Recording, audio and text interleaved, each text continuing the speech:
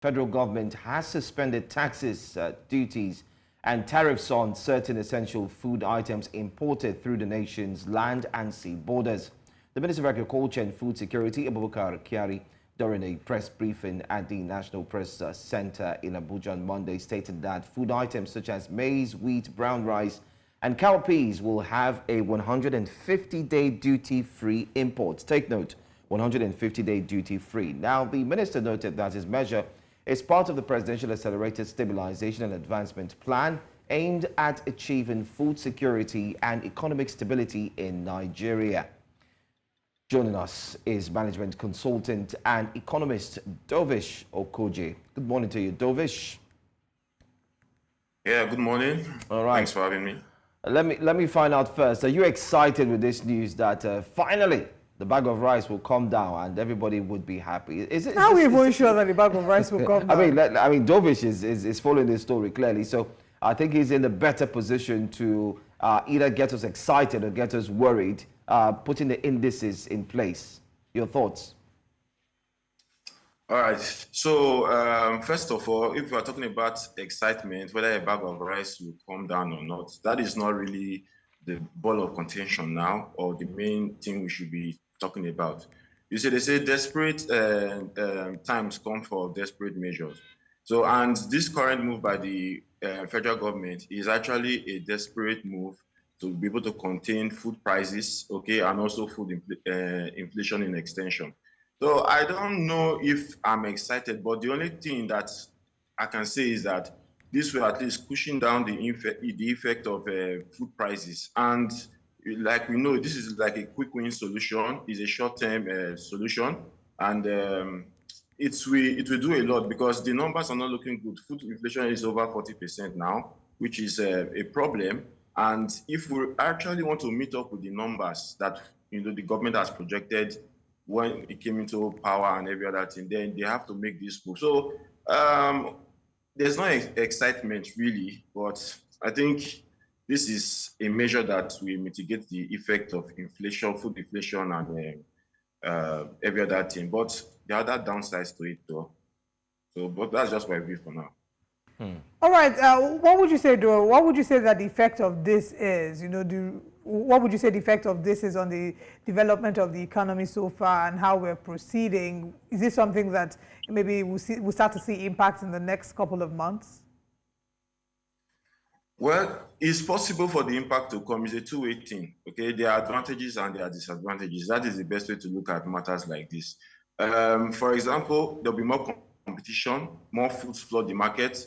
And one thing I also want to make very clear is that most times people talk about food security and this, and that's what the government is trying to fight. But I think the major thing that we should be talking about now is food sovereignty.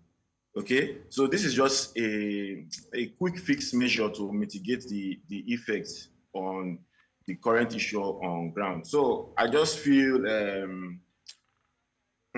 well, we'll cope with it and we'll how things go.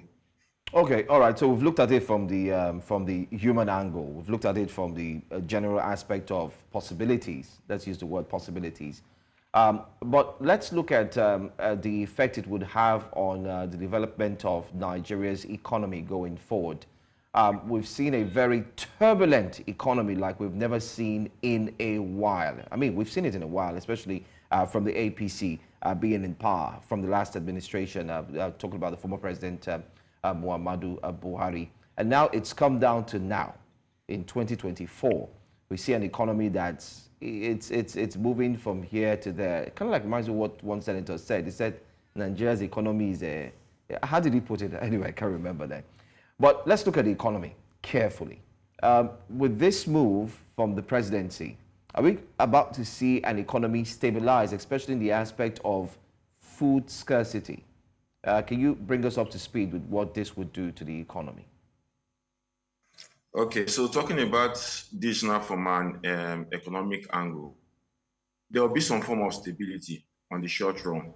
And it's just for about five months, which is, we're talking about between now and the next 6 months, between now and the end of the year. And personally, I felt Nigeria doesn't need to import food, okay?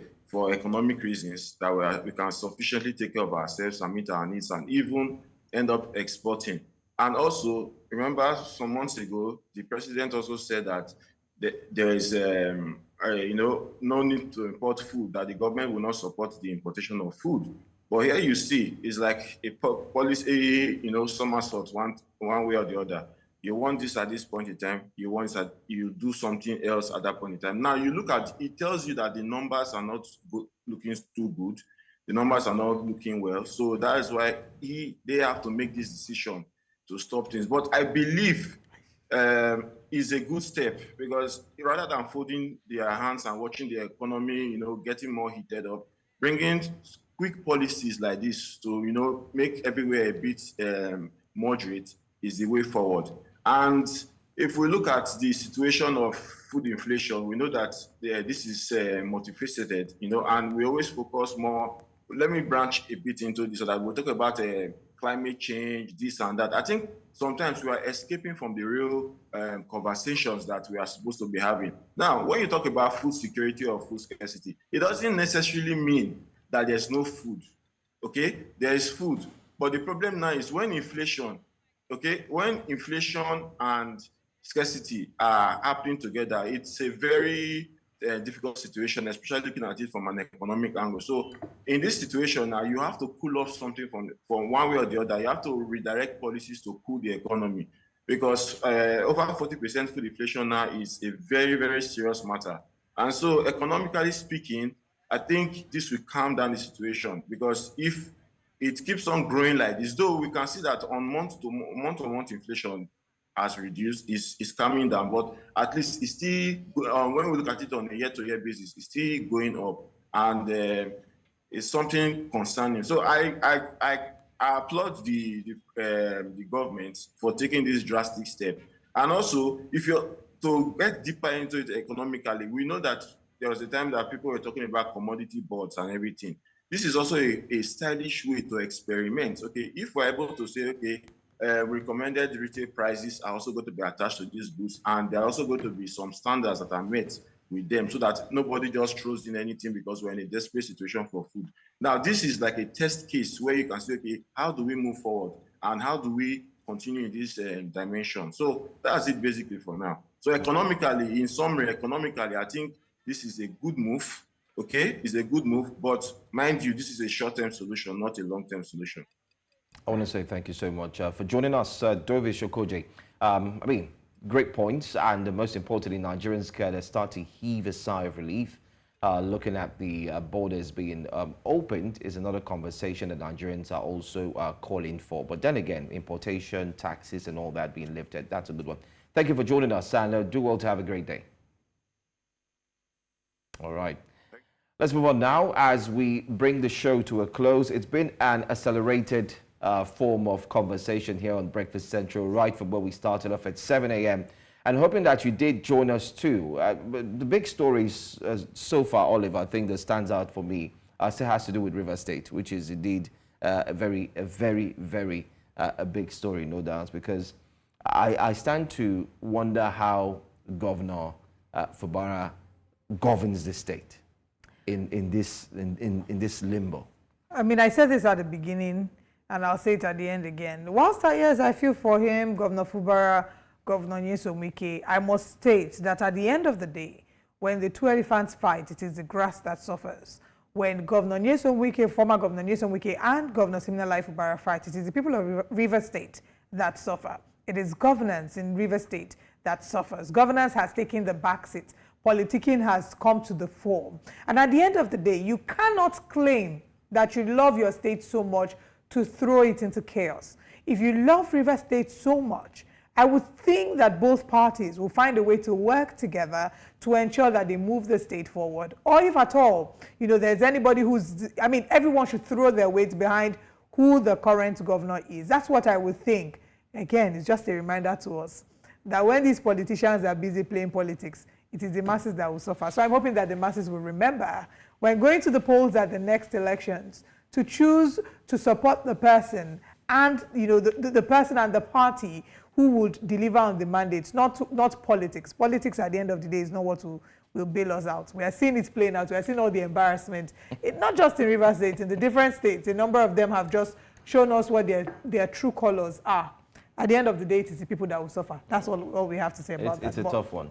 Let's share with you what's happening later today as we're getting out of the studio. We have a lot more, or a lot other exciting. I don't want to say a lot more because Breakfast Central, as far as I'm concerned, is number one. We have other exciting programs to share with you. Let's share with you what's happening later today on News Central. At 11 a.m. West African time, we're bringing you Conversation, Business Edge, yeah. And 1 p.m. West African time, it's In the Game, 7 p.m. West African time, Politics HQ. But remember that at 9 a.m. this morning, we have the news, and 10 a.m. it's Jasiri.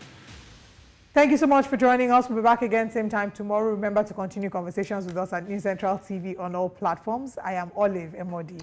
And I'm Joe Hansen. I'll see you again with Olive here tomorrow.